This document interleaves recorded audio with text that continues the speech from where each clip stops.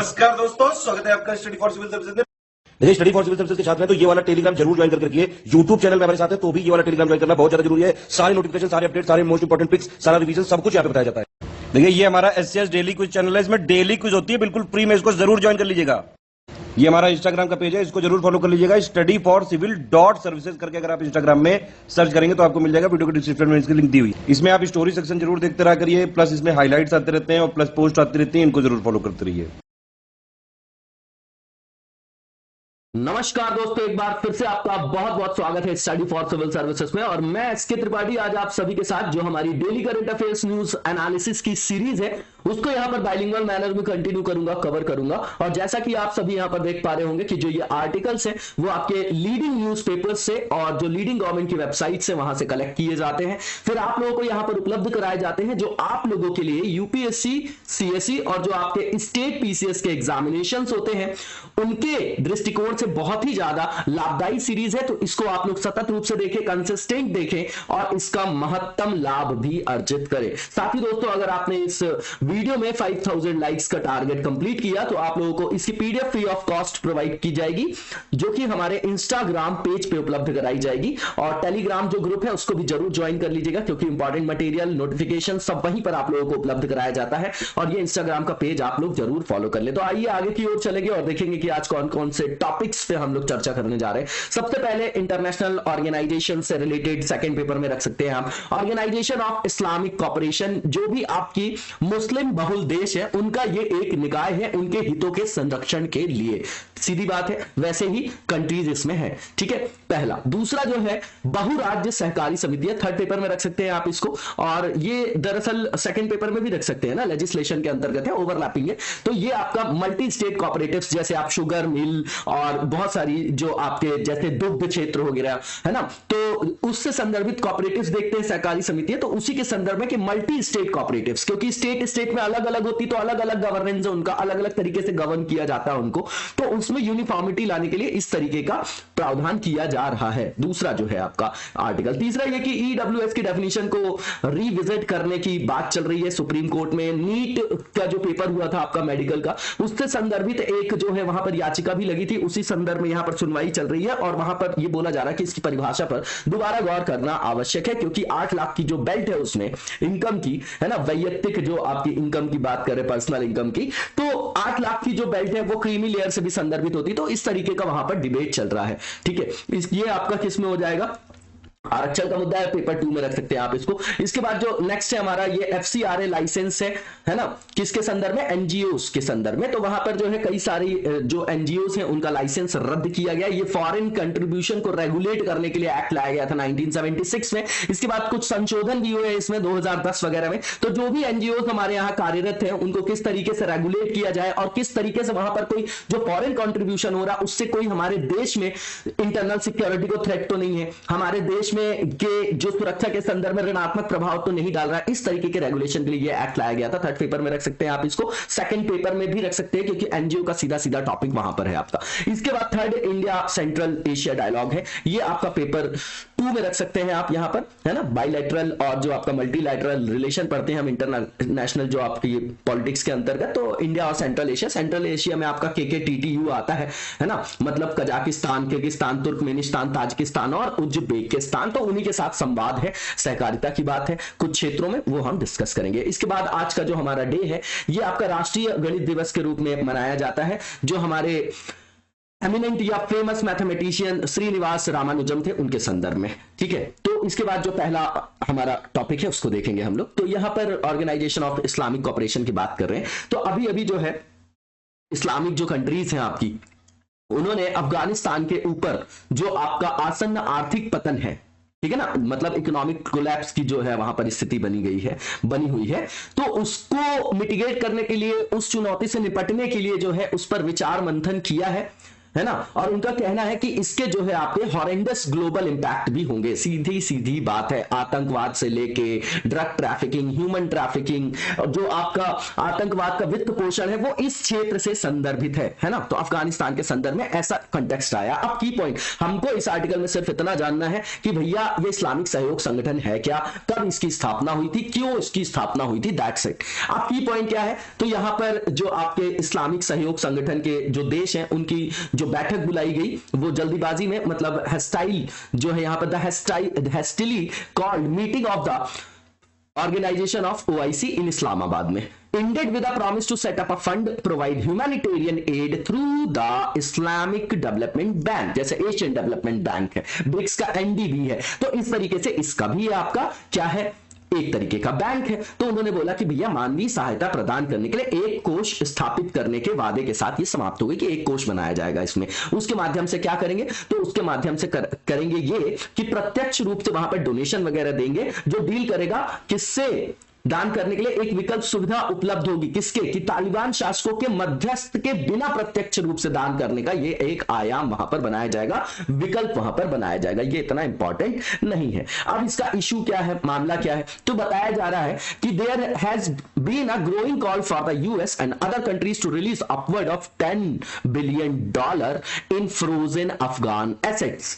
लगातार ये मांग बढ़ रही कि भैया अफगान संपत्ति जो स्थापित है उसमें $10 बिलियन से अधिक की राशि जारी करने की मांग चल रही है, जबकि पहले ही यूएस ने बोला है कि at least some of that money is tied up in litigation involving the survivors and the families of victims of the 9/11 जो आपका टेररिस्ट अटैक हुआ था, carried out by al Qaeda while being harboured in Afghanistan by the Taliban. तो उन्होंने बोला कि भैया al Qaeda के द्वारा जो हमला किया गया था 9/11 का, उसमें जो पीड़ित थे और पीड़ित के परिवार थे उनके लिए को कुछ हिस्सा यहां पर जो है सिक्योर करना, रक्षित रखना आवश्यक है, क्योंकि तालिबान द्वारा अफगानिस्तान में उनको हार्बर मतलब शरण दिया गया था अलकायदा को, जो इसका मुख्य क्या है, मुख्य जो संस्था है जिसने इस घटना को जो है वो अंजाम दिया था। इसके बाद यहां पर बोला जा रहा है कि several Nations called for a quick opening of the country's banking system and collectively with the UN and international banking institutions to provide assistance to Afghanistan। तो भैया आप सहायता मांगने लग गए, है ना। बोले कि संयुक्त राष्ट्र जो अंतरराष्ट्रीय बैंकिंग संस्थान है वो साथ मिलकर देश की बैंकिंग प्रणाली को शीघ्र खोले और हमारे यहाँ जो है वो वित्तीय स्थिति को सुदृढ़ करें, ऐसा बोल रहे हैं ये लोग, है ना। कई राष्ट्रों ने ऐसा आह्वान किया। ये सब चर्चाएं हैं, ये इतना इंपॉर्टेंट नहीं है कि क्या चर्चा हो रही है, जब कुछ कॉन्क्रीट रिजल्ट आएगा वो हमारे लिए इंपॉर्टेंट है। अब यहाँ पर जो इंपॉर्टेंट चीज है वो OIC के बारे में, तो ये स्थापित किया गया था, इस्लामिक सम्मेलन संगठन हुआ था आपका, तो है ना, जो आपका हुआ था कहां पर, इंटरनेशनल ऑर्गेनाइजेशन के रूप में इसको स्थापित किया गया 1969 में, ठीक है ना। इसमें जो है आपके 57 मेंबर स्टेट्स हैं। इसकी जो कलेक्टिव पॉपुलेशन है 1.8 बिलियन है 2015 के डेटा के अनुसार, और 49 देश इसमें शामिल हैं जो आपकी मुस्लिम मेजॉरिटी या मतलब मुस्लिम बहुल देश है, मैंने पहले ही बताया। इसका परमानेंट सेक्रेटरीट जिद्दा सऊदी अरेबिया में है। अब एक बार आप मैप देख जाइएगा, ये इंपॉर्टेंट एरिया भी आपका। इसके बाद यहां पर जो ये संगठन कहता है वो कहता है that it is the collective voice of the Muslim world, मतलब भैया मुस्लिम समाज की सामूहिक आवाज है ना, और ये अंतरराष्ट्रीय शांति और सद्भाव को बढ़ावा देने की भावना में मुस्लिम दुनिया के हितों की रक्षा करने के लिए काम करता है। सीधी बात है, पहले तो बोल रहे हैं कि सेफगार्ड देता है, प्रोटेक्ट करता है, किसको, किसके इंटरेस्ट को, मुस्लिम बहुल संगठन है तो किसके हितों को संरक्षित करेगा, मुस्लिमों को, तो बोल दिए मुस्लिम वर्ल्ड, है ना। और किस भावना के साथ प्रमोट करना है, अंतरराष्ट्रीय शांति और हार्मनी, है ना। गौतम बुद्धा को यहां पर ये चरितार्थ कर रहे हैं। अब ये बातों में है। इसके बाद जो OIC है has permanent delegation to the UN and European Union, दोनों जगह वो आपके डेलीगेट हैं, डेलीगेशन में है ना, परमानेंट। और ऑफिशियल लैंग्वेज जो इसकी है OIC की अरेबिक है, फ्रेंच है और इंग्लिश। अब बताइएगा, फ्रांस तो आपका सेकुलर कंट्री है ना, और फ्रेंच मतलब फ्रांस मतलब वेस्ट के सेक्युलरिज्म और इंडिया के सेक्युलरिज्म में क्या फर्क है। सेक्युलरिज्म को हिंदी में पंथ निरपेक्षता से संदर्भित करिएगा, धर्म निरपेक्षता नहीं। क्या अंतर है पश्चिम और भारत के पंथ निरपेक्षता में, 5 से 7 पॉइंट में बिल्कुल क्रिस्प टाइप से लिख के दिखाइएगा और कमेंट जरूर किया करिए। मैं वेट करता रहता हूं, आप लिख के दिखाएंगे तो मैं पर्सनल रिव्यू भी करूंगा आपको, है ना। और यहां पर ये मैप दिया गया है, आप लोग इसको रिव्यू कर जाइएगा एक बार। इसके बाद जो नेक्स्ट हमारा आर्टिकल है मल्टी स्टेट कॉपरेटिव से रिलेटेड है। तो यहां पर जो हमारे संघ के मंत्री है ना, यूनियन होम एंड जो आपके कॉर्पोरेशन मिनिस्टर है अमित शाह जी, उन्होंने बोला है कि सेंटर अभी डिसाइड कर रहा है अमेंडमेंट के लिए multi state cooperative society act 2002 to plug the loop holes in the act. तो जो लूप होल्स है उनको एड्रेस करने के लिए ये अमेंडमेंट करने का निर्णय लिया गया है ना। अब ये जो है इस एक्ट में बोला जा रहा है कि ये एक्ट क्या है और ये मल्टी स्टेट जो कोऑपरेटिव सोसाइटी वो क्या होती है, इसके बारे में जानना इंपॉर्टेंट है। तो कोऑपरेटिव्स क्या होता है? कोऑपरेटिव जो सब्जेक्ट है वो स्टेट का है। 7वीं अनुसूची के अंतर्गत आप देखते हैं कि यूनियन लिस्ट है, स्टेट है, कंकरेंट है। तो किसका सब्जेक्ट हो गया ये? स्टेट का। ऐसा क्यों किया गया कि उस विषय पर केंद्र कानून बनाएगा कि राज्य बनाएगा कि दोनों बनाए जाएंगे? तो स्पष्ट रूप से विभाजन करना, विधायन के लिए उनको शक्ति प्रदान करना, इसलिए सूची में विषयों को डाला गया। तो ये राज्य सूची के अंतर्गत विषय है। But there are many societies such as those for sugar and milk, जैसे मिल्क और शुगर से रिलेटेड आपकी सोसाइटीज है, बैंक्स है, मिल्क यूनियंस है, बहुत सारे एक्सेट्रा लिख दिया इसने, आदि कई सारी सोसाइटीज हो सकती हैं cooperative, whose member and areas of operation are spread across more than one state. तो सीधी बात है, जैसे कई सारे जो आपके राज्य हैं उसमें जो सोसाइटीज कार्यरत है तो दोनों राज्यों में कर रही हैं वो, है ना, उनका पेनिट्रेशन है, तो संचालन का क्षेत्र भी दोनों है। तो अब उनको कैसे अधिशासित किया जाए, है ना, उसके लिए यहां पर प्रावधान करना आवश्यक था। तो the act was pass to govern such cooperatives. तो ऐसे कोऑपरेटिव्स को गवर्न करने के लिए, अधिशासित करने के लिए क्या किया गया? ये एक्ट को पास किया गया, है ना, पास किया जाएगा। और फॉर एग्जाम्पल जैसे मान लीजिए शुगर मिल बहुत सारी जो है जो along the district on the Karnataka and Maharashtra, तो कर्नाटक महाराष्ट्र दोनों में वो बॉर्डर एरिया में क्या करते हैं? प्रोक्योर करते हैं, गन्ने की बात कर रहे हैं, केन फ्रॉम बोथ स्टेट्स। अब दोनों जगह से आपके वहां पर वो क्या कर रहे हैं? बिजनेस कर रहे हैं, खरीद रहे हैं, है ना। तो अब क्या है कि अगर वो खरीद रहे हैं तो दोनों राज्यों में अलग अलग विधायन है, तो अलग अलग तरीके से रेगुलेट हो रहे हैं ना, तो वहां पर यूनिफॉर्मिटी की आवश्यकता वहां पर देखी जा रही थी, जिसको मूर्त रूप देने के लिए ऐसे अमेंडमेंट की आवश्यकता पड़ रही है। They draw their membership from both states and they are thus registered under the MSCS act. ठीक है, अब यहां पर बोला जा रहा है कि their board of directors has representation from all states. तो जब ये बनाया जाएगा उनके निदेशक मंडल, तो उनमें जो है सभी राज्यों का प्रतिनिधित्व होता है जहां वे कार्यरत होते हैं। ठीक, एडमिनिस्ट्रेटिव एंड फाइनेंशियल कंट्रोल जो होता है इन सोसाइटीज का वो रजिस्टर्ड होता है with the central registrar, with the law making it clear that no state government official can wield any control on them। मतलब इस अधिनियम के अंतर्गत ये स्पष्ट है कि राज्य सरकार का कोई भी अधिकारी उन पर नियंत्रण नहीं करेगा। सेंट्रल जो आपका रजिस्ट्रार होगा उसके पास प्रशासनिक और वित्तीय नियंत्रण इनका होगा। जब ये लॉ इनैक्ट किया गया उसमें उसके अंतर्गत 1479 ऐसी सोसाइटीज हैं जो रजिस्टर्ड हैं, जिसमें 9 जो है आपका have been deregistered since. Maharashtra has the highest number, Maharashtra सबसे हाईएस्ट नंबर है 567, उत्तर प्रदेश 147, न्यू दिल्ली में 133। तो ये नॉर्मल चीजें हैं, ठीक है ना। इसके बाद आगे की ओर देखेंगे, ये डेटा है, याद नहीं करना हमको। Why does the government plan to amend the act? क्यों कर रही है ऐसा? सीधी बात है, एक रूपता लाने के लिए, एक विधायन के द्वारा उनको अभिशासित करने के लिए, यही चीज है। तो experts on cooperative talks of loop holes in the act. तो जो लूप होल है उसको एड्रेस करने के लिए कर रही है कि क्या कमियां हैं, खामियां, उसको दूर कर देंगे हम। एक्सक्लूसिव कंट्रोल जो है वो आपका सेंट्रल रजिस्ट्रार के पास है, who is also the central cooperative commissioner. ठीक है, what mean to allow smooth functioning of these societies. तो इन समितियों के सुचारू कामकाज की अनुमति देने के लिए उनको जो है प्राधिकार दिया गया है। सेंट्रल एक्ट जो है cushions them from the interference of state authorities so that these societies are able to function in multiple state. सीधी बात है कि अब स्टेट की अथॉरिटी का उनके ऊपर से रेगुलेशन हट जाएगा, तो वो बिना हर्डल के पूरे पैन इंडिया में विभिन्न राज्यों में अपने कार्यों को संपन्न कर पाएंगे। What was suppose to facilitate smooth functioning, यही कीवर्ड है, हाउएवर हैज क्रिएटेड ऑब्स्टिकल्स। तो जो बाधाएं थी, अवरोध थे, उनको खत्म कर दिया जाएगा और उनका जो कामकाज है सुचारू रूप से क्रियान्वित किया जा सकेगा, संचालित किया जा सकेगा। What are the other issues with the act?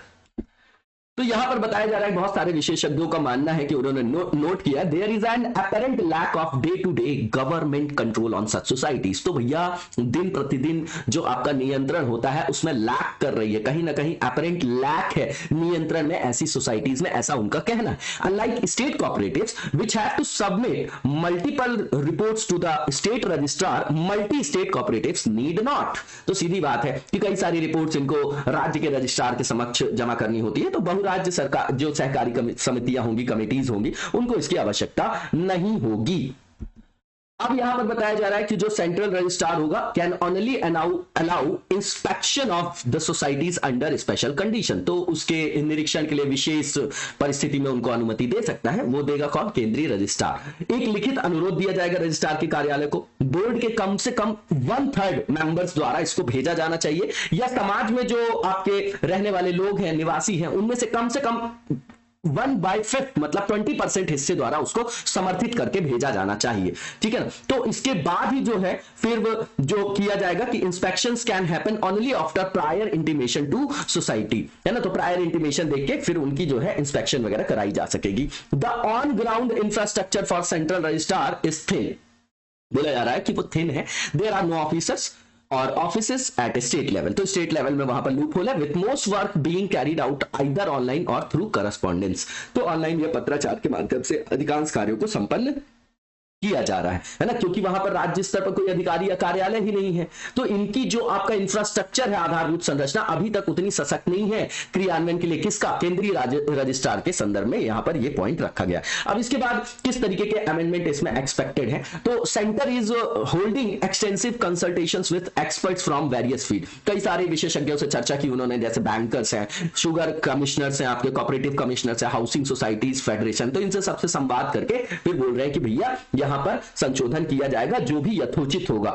इसके बाद सीनियर जो सेंट्रल गवर्नमेंट ऑफिशियल्स हैं उन्होंने कहा है कि they will also increase their man power first in Delhi and then in the states to ensure better governance of the society, तो कार्यबल बढ़ाएंगे तभी तो जो है गवर्नेंस, जो गुड गवर्नेंस है उसको सुनिश्चित कर पाएंगे। उसके बाद टेक्नोलॉजी का यूज करेंगे जो वहां पर पारदर्शिता लाएगी, तो ये आपकी ई गवर्नेंस की बात हो गई, वहीं से जाके ये आपका क्या हो जाएगा? लिंक हो जाएगा। इस तरीके की चीजों को एग्जाम्पल में हमको कोट करना है आंसर में, इसीलिए हम करंट अफेयर्स को पढ़ते हैं, सारे आर्टिकल्स को याद नहीं किया जाता है। ठीक है, इसके बाद जो नेक्स्ट हमारा आर्टिकल है, ईडब्ल्यूएस की डेफिनेशन को रिविजिट करने की बात चल रही है। आरक्षण का मुद्दा है, बहुत सेंसिटिव है, और इसको जो है हम अगर तटस्थता से जब सोचेंगे तभी उसमें अच्छा आंसर हम लिख भी पाएंगे, वहां पर सेंटी नहीं होना हमको किसी भी कंटेक्स्ट को लेके। ठीक है, क्योंकि पहले एक मैं आपको बात बताता हूं, मेरी चीजों को रैशनल लीजिएगा, कॉम्प्रिहेंसिव मैनर में, तभी आप उसको जो है समझ पाएंगे, आत्मसात कर पाएंगे। देखिए पहले क्या होता था, डिवाइड एंड रूल हमने कहां से सीखा है? तो ब्रिटिशर्स से सीखा है। ठीक है ना? तो पहले उन्होंने जो है 1909 का एक्ट लाया, तो बोले कि भैया मुस्लिमों को जो है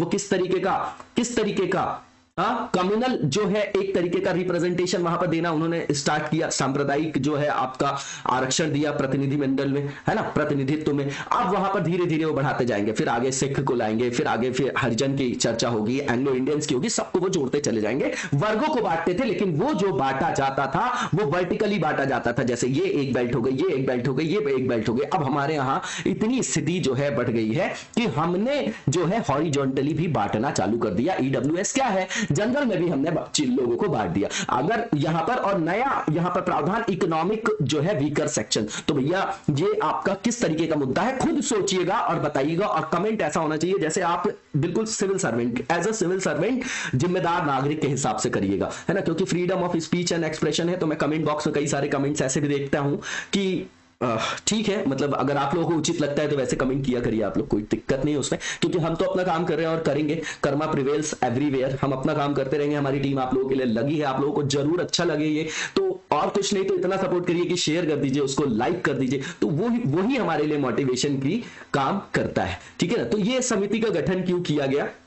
यहां पर जो है इस जो आपका आर्थिक रूप से कमजोर वर्ग है उसके लिए जो निर्धारित आय का मानदंड है इनकम का 8 लाख वाली बल्ट, तो उसको रिव्यू करने के लिए एक 3 सदस्यीय समिति जो है वो अगले कुछ दिनों के भीतर अपने जो सेंटर को अपनी रिपोर्ट प्रस्तुत करेगी, ऐसी उम्मीद है। ये कंटेक्स्ट है। अब ये कमेटी क्यों सेटअप की गई थी? तो ये जो है सेटअप किया गया after the supreme court question the income criteria for defining EWS. तो भैया सुप्रीम कोर्ट ने इंटरफेयर किया, बोले बताइए जरा आय का ये जो आपका प्रावधान है ये किस आधार पर किया है आपने, है ना? इसे उसने बोला कि ये मनमाना है ना? Term it arbitrary noting that the ceiling of for determining EWS 8 lakh रुपए। सीरियसली बताइएगा, बहुत सारे लोग आप में से पोस्टेड होंगे, कई सारे राज्यों में पीसीएस अधिकारी की भी जो आपकी सैलरी 60,000 है और 12 छंग 72 कर दीजिए आप इसको, तो क्या 8 लाख की बेल्ट के अंतर्गत नहीं आ गए वो? ये समस्या है हमारे यहाँ जेन्युइन, जो हम उठाना नहीं चाहते आवाज। तो बात वही है कि पहले कोई और मोबिलाइज कर रहा था, अब कोई और मोबिलाइज कर रहा है हमें, है ना? तो बाहर की सरकार हो, हमारे यहाँ की सरकार हो, फर्क क्या हो रहा है? गुड गवर्नेंस कहां है? लोक कल्याणकारी राज्य कहां है? हाँ, ये बताइए आप लोग। ठीक है, अब इसके बाद जो बोल रहे हैं कि ये जो सेम लिमिट है वो डिटरमाइन करती है ओबीसी के क्रीमी लेयर को, ये भी आपने सुना होगा, for reservation for the children of people outside of government. ठीक है, मतलब सरकार से बाहर के लोगों के बच्चों के लिए आरक्षण के लिए जो है क्रीमी लेयर को निर्धारित करने की सीमा के समान है 8 लाख की बेल्ट की। ये तो हो गया आपका क्या कंटेक्स्ट है। अब नवंबर में सॉलिसिटर जनरल जो है तुषार मेहता जी, उन्होंने कहा कोर्ट से कि centre would revisit the criteria adopted for deciding the income level of EWS in granting reservation in government jobs and admission.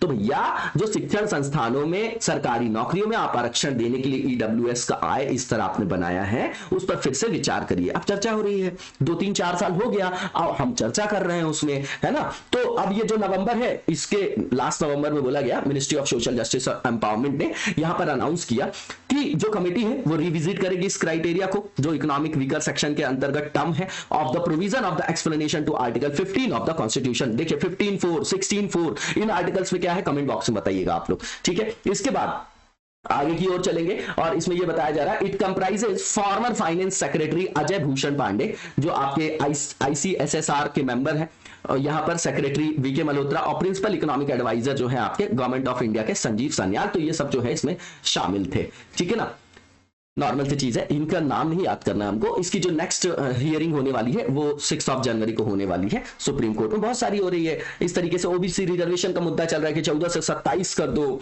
है ना, ये कर दो। तो हमारे यहाँ जो मुद्दा एड्रेस किया जाना चाहिए, रिपोर्ट रोज आ रही है कि हम लगातार गरीब हो रहे हैं, इन्फ्लेशन रोज बढ़ रहा है, ह्यूमन जो रिसोर्स के जो हमारे इंडिकेटर्स हैं, है ना, जो किसी देश के संकेतक को बताते हैं कि आपका देश विकास कर रहा है यथोचित मानदंडों में कि नहीं, वहां हमारी रैंकिंग लगातार गिर रही है। लेकिन यहां पर जो है हम लगातार जो है प्रयासरत हैं अभी भी। ठीक है ना। तो how did this reach the court, तो ये बोला कि ये कैसे पहुंचा मामला, तो वही नीट के संदर्भ में पहुंचा था। सुप्रीम कोर्ट ने जो हियरिंग थी उसकी, अ बंच ऑफ पिटीशन, बहुत सारी याचिकाएं लगी थी, including a special leave petition. ये आप स्पेशल लीव पिटीशन कौन सा आर्टिकल के अंतर्गत आता है जरा बताइएगा आप। 135 है, 137 है, कौन सा है, 141 है, कौन सा है वो आर्टिकल। ठीक, filed by the center against a Madras High Court order on EWS and OBC reservation in all India quota under the NEET entrance exam for postgraduate medical admission।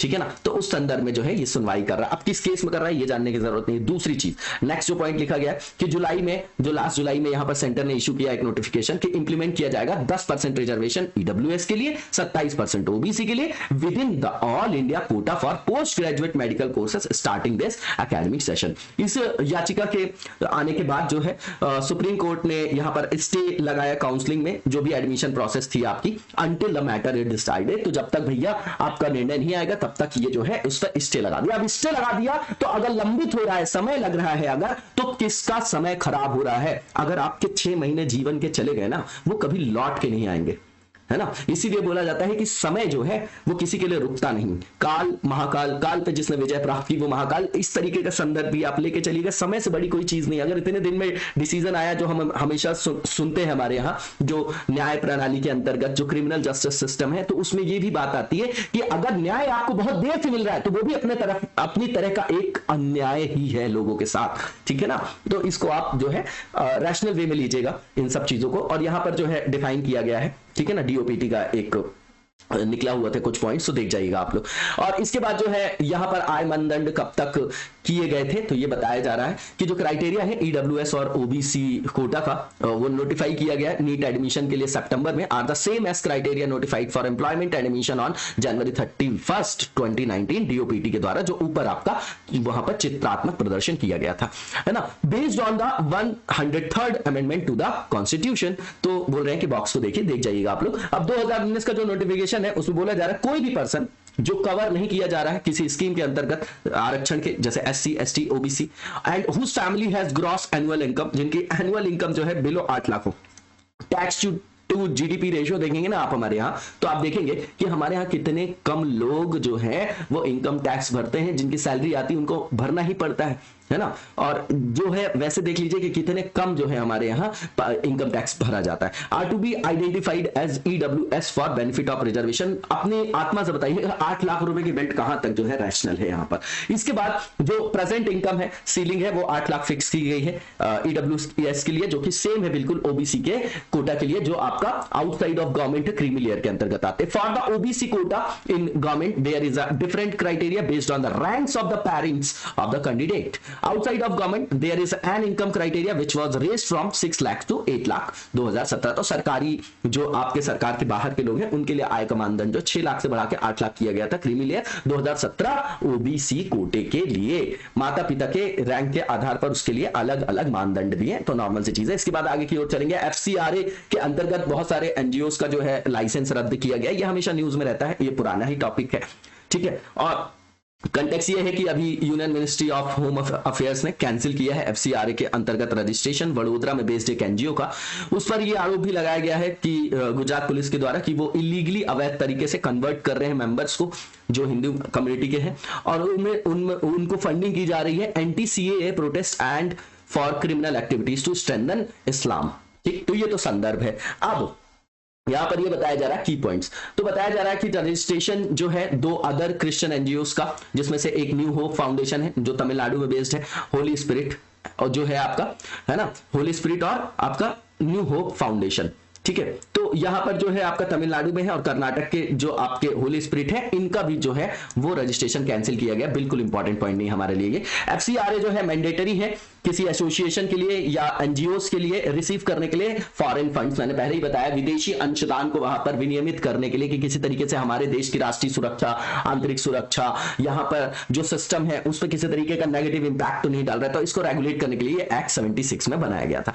Recently अगर मिनिस्ट्री ऑफ होम अफेयर्स की बात करें तो इन्होंने 10 Australian, American और European donors को watch list में रखा है, मतलब उनको देखा जा रहा है निगरानी तंत्र के अंतर्गत। Following which the RBI wrote to all banks that any funds sent by the foreign donors should be brought to the notice of the ministry and not cleared without its permission। तो RBI ने बोला कि जो भी funding आपको मिल रही है watch list में रखने के बाद बोला उन्होंने कि जो भी फंडिंग है तो पहले आप क्लियर कराइए, दिखाइए कि किस आधार पर जो है ये आप ले रहे हैं। और हमेशा बोलते हैं कि ऑडिट करके तो बताइए जो आपके अंदर फंड आया है, और ऑडिटिंग आप बाहर वाले व्यक्ति से कराइए, अपने ही ऑफिस के लोगों से मत कराइए, नहीं तो वहां पर न्यूट्रल रिजल्ट नहीं आएगा। ये हमेशा से मांगे, ये भी एक पॉइंट है इसके अंतर्गत। और ये ऑडिट वगैरह से बचते हैं बहुत सारे एनजीओ जो है आपके, है ना, न्यूट्रल ऑडिट की बात कर रहा हूं मैं। All the donors that were placed on the watch list और prior reference category work in the field of climate change, environment and child rights. तो सभी दाता जिनको वॉच लिस्ट में रखा गया था वो आपके क्लाइमेट चेंज से, पर्यावरण और बाल अधिकार के क्षेत्र में काम करते हैं।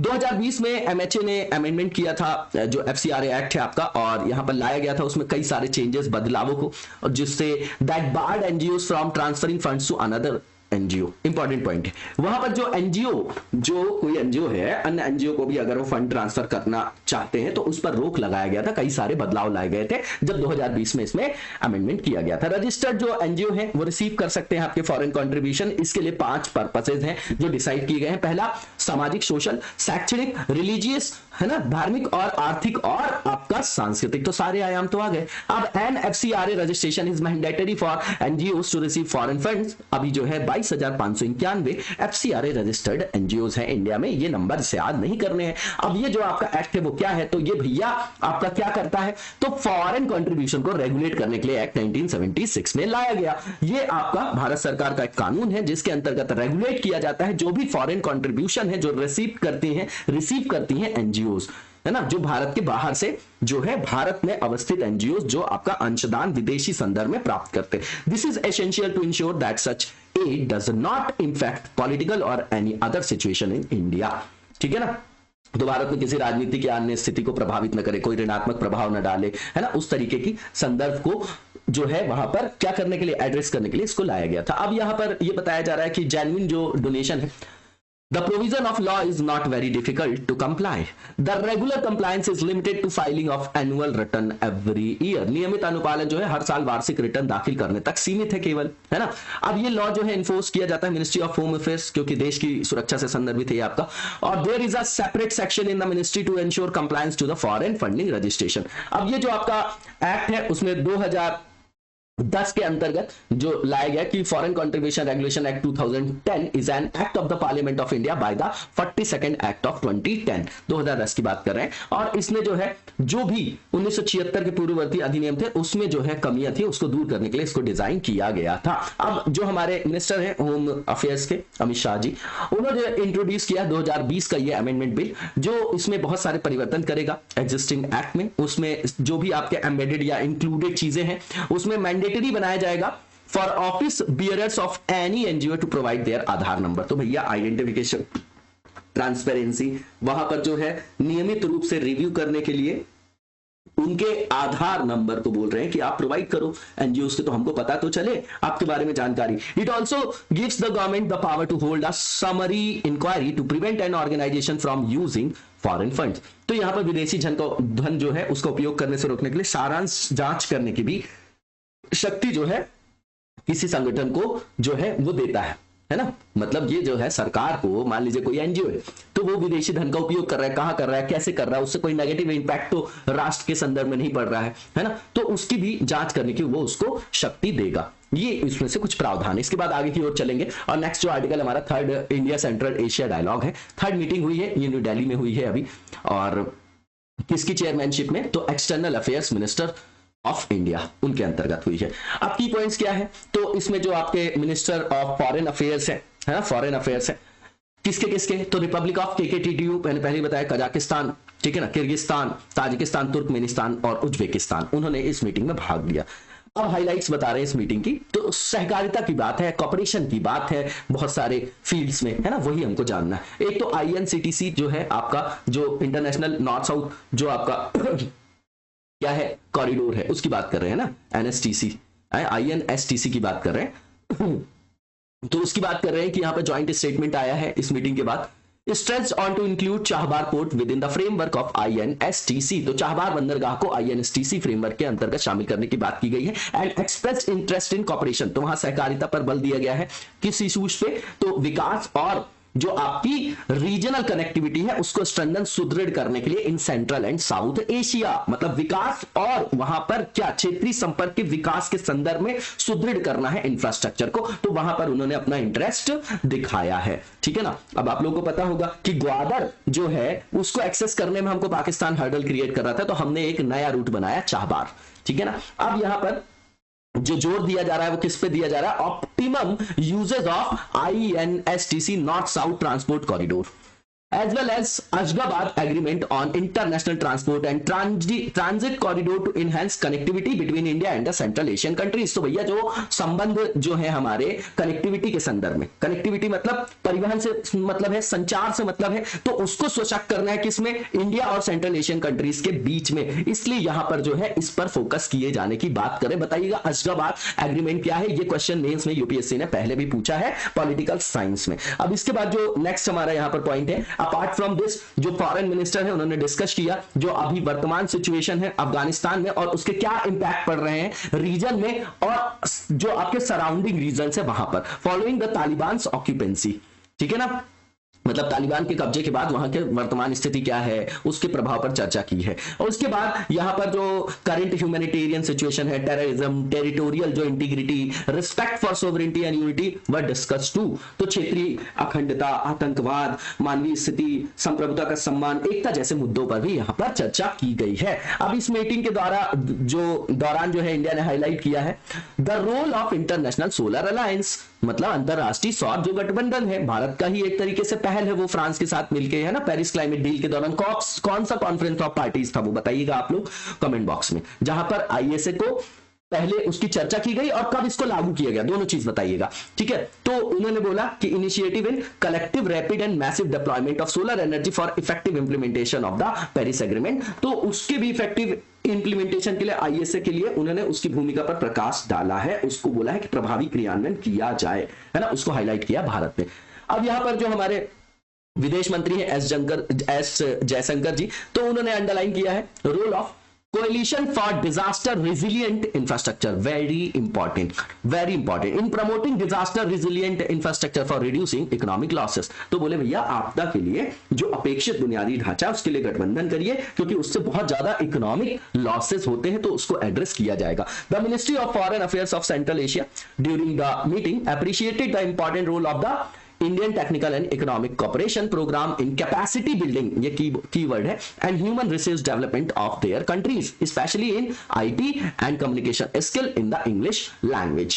ठीक है, तो उन्होंने बोला कि देश में क्षमता निर्माण, मानव संसाधन विकास, विशेष रूप से उसमें आईटी को एम्बेडेड किया जाए, अंग्रेजी में कम्युनिकेशन को वहां पर क्या किया जाए, प्रमोट किया जाए। उसके लिए भारतीय तकनीकी और आर्थिक सहयोग जो है आपका, उसके क्रियान्वयन के, उसके कार्यक्रम की महत्वपूर्ण भूमिका की उन्होंने सराहना भी की है। इसके बाद नेक्स्ट जो यहां पर पॉइंट लिखा गया है कि इन बातों के अलावा जो है मध्य एशियाई देशों के जो विदेश मंत्री थे, उन्होंने विस्तारित और संशोधित जो आपका हमारे यहाँ इंडिया की जो परमानेंट मेंबरशिप की जो दावा है उसको सपोर्ट किया उन्होंने, कि यूएनएससी में भारत की स्थायी सदस्यता के लिए अपने देशों के समर्थन को उन्होंने दोहराया है। बोला कि इनको भारत को मिलना चाहिए वहां पर क्या, परमानेंट मेंबरशिप। काफी दिनों से ये हमारे यहाँ लगातार चर्चा में, काफी वर्षों से। और ये भी क्वेश्चन आप लिख के दिखा सकते हैं कि ये जो यूएनएससी में परमानेंट मेंबरशिप की भारत मांग कर रहा है वो कहां तक उचित है, इसका क्रिटिकली इवैल्यूएशन करिएगा। समालोचनात्मक विश्लेषण का मतलब ये कि वहां पर पॉजिटिव भी लिखना है, नेगेटिव भी लिखना है, और कंक्लूड हमको प्रैग्मेटिक वे में करना है। इसके बाद आगे की ओर चलेंगे और जो नेक्स्ट हमारा फेज है यहां पर वो आपका एमसीक्यू से रिलेटेड है। सबसे पहला जो एमसीक्यू है कि इंडियन डेजर्ट जो आपकी कैट है उसके बारे में स्टेटमेंट है, बताना कौन सा ट्रू है।